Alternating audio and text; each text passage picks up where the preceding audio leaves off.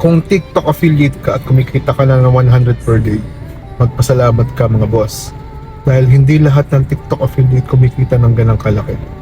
Maliit pa man yan, pero para sa ating mga small at TikTok affiliate, malaki na yan mga boss. Pagpasalamat mo yan. Isang sign lang yan na nagbubunga na yung ginagawa mo. Paunti-unti, sisipagan pa natin, paunti-unti, palalakihin pa natin yung kita natin per day.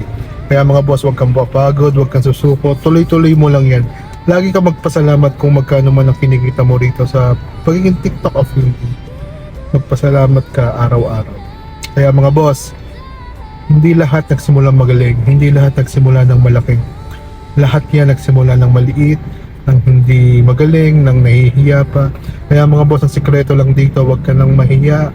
Tuloy-tuloy mo lang, sipagan mo, consistent is the key.